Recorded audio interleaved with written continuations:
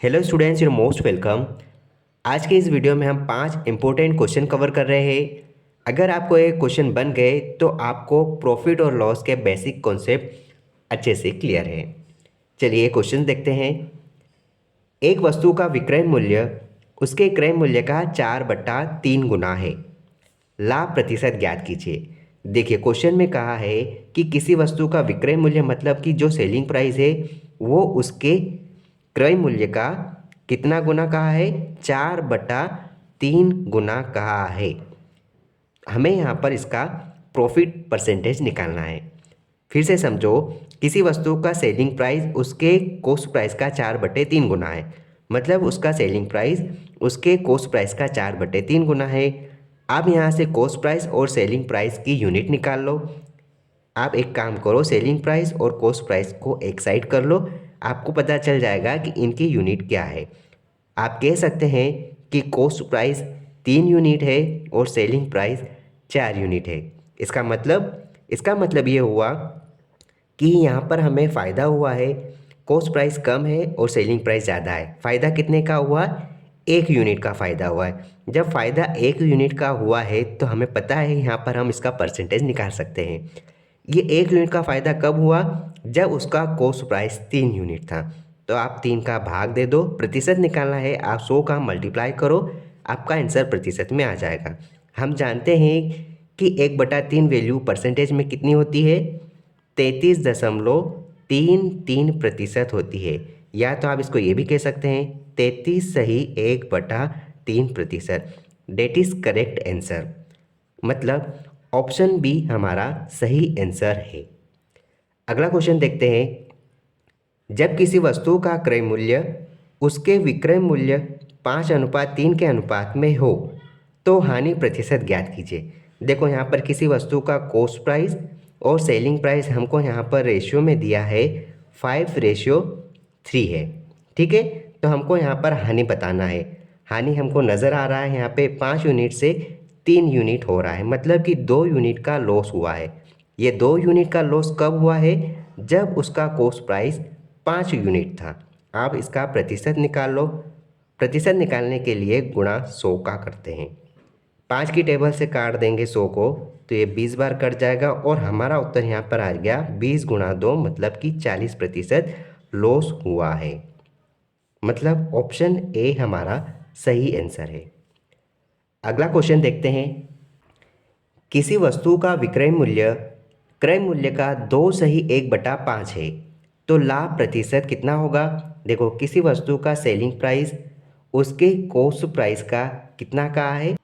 2 सही 1/5। मतलब इसको आप सरल कर लो, कितना हो जाएगा? यहाँ हमें 2 का 5 में गुणा करना है, 2 पंजे 10 और 1 जोड़ा जाता है, मतलब यहाँ कितना हो गया?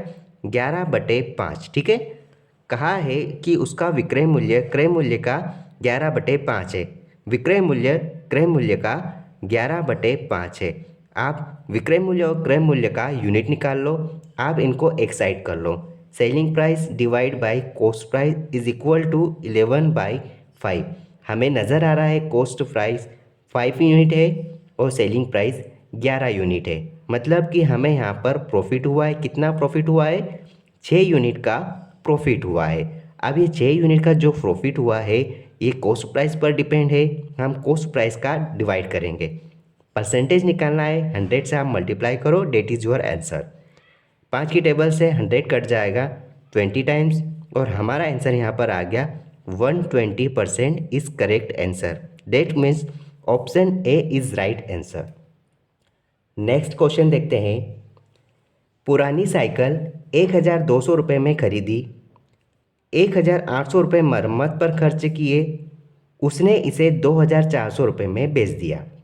हानि प्रतिशत क्या होगा? देखो किसी साइकिल का कॉस्ट प्राइस यहाँ पर दिया है 1,200 रुपये और यहाँ पर हमें सेलिंग प्राइस दे दिया गया है 2,400 रुपये। ठीक है, यही रेशियो है। लेकिन एक बात ध्यान रखना, जो भी वस्तु होती है उस वस्तु को खरीदने के बाद उसे घर तक लाने और घर पर उस वस्तु पर किसी भी प्रकार से कार्य करवाने का जो खर्च रहता है वो कॉस्ट प्राइस पर जुड़ता है। ठीक है, और इस वस्तु पर क्वेश्चन में कहा है 1,800 रुपये की मरम्मत करवाई। इस पर 1,800 रुपये का खर्च किया है। मतलब हमारा यहाँ पर इस वस्तु का कॉस्ट प्राइस कितना हो गया है, यहाँ पर 12 और 18 कितना हो गया, 40। 4,000 रुपये इसका कॉस्ट प्राइस है और सेलिंग प्राइस 2,400 रुपये है। मतलब कि देखो यहाँ पर फ़ायदा या नुकसान, यहाँ पर हुआ है नुकसान, क्योंकि ज़्यादा में खरीदी और कम में बेची। अब कितने रुपए का नुकसान हुआ है, यहाँ पर नुकसान हुआ है 1,600 रुपये का। ठीक है, अब ये 1,600 रुपये का जो नुकसान हुआ है किस पर डिपेंड है, ये क्रय मूल्य पर, क्योंकि ये कीमत थी उसके बाद ही ये कीमत बनी। यहाँ हम 4,000 से भाग दे देंगे। ठीक है, आप यहाँ पर इसका परसेंटेज निकाल लो। आप 0 से 0 इस प्रकार काट सकते हैं, 1, 2 और 3। आप 4 की टेबल से काटेंगे, 4 चौक 16 और 0, मतलब कि 40% का घाटा हुआ है, 40% का लॉस हुआ है। ऑप्शन बी हमारा सही आंसर है। शशि एक पुराना रेफ्रिजरेटर 12,000 रुपये में खरीदता है और इसकी मरम्मत पर 1,000 रुपये खर्च करता है।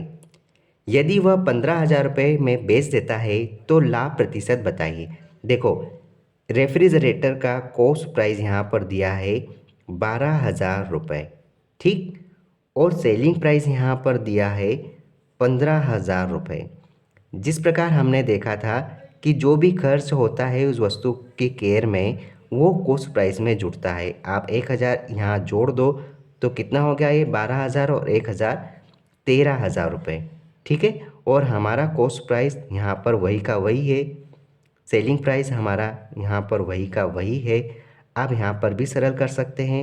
ठीक है, और यहाँ पर देखो 13 से 15 यूनिट बन रहा है, मतलब कि 2 यूनिट का फ़ायदा हुआ है। और ये फ़ायदा कब हुआ है, जब ये 2 यूनिट का फ़ायदा कॉस्ट प्राइस 13 यूनिट था। आप इसका प्रतिशत निकाल दो। ठीक है, ये हमारा आंसर रहेगा। यहाँ पर क्या आया, 200/13। आप भाग दे देंगे तो क्या आएगा उत्तर, 13 दूना 26, मतलब एक बार चले जाएगा, 13 एकम 13, बचा यहाँ पर 7, मतलब 70 हो गया। तो 13 पंजे 65, फिर क्या बच गया, 5 बच गया, जिसमें हमें 13 का भाग देना है। मतलब हमारा आंसर है 15 सही 5/13% का फ़ायदा हुआ है। कौन से ऑप्शन में है, ऑप्शन ए हमारा सही आंसर है। इस प्रकार से आप कॉस्ट प्राइस और सेलिंग प्राइस का पता करके प्रॉफिट लॉस को बता सकते हैं। अगर आपने पिछले वीडियो नहीं देखे तो आप प्लेलिस्ट में जाकर profit and loss target 91 search करोगे तो आपको सारे वीडियो मिल जाएंगे। इस तरह का कंटेंट आपको सीखना है, समझना है, तो आप इस वीडियो के साथ इस चैनल के थ्रू जुड़ सकते हैं। और आपको इन सारे क्वेश्चंस की पीडीएफ चाहिए तो आप टेलीग्राम पर सर्च करें टारगेट 91, आपको ये सारे पीडीएफ क्वेश्चन के अकॉर्डिंग मिल जाएंगे। All the best.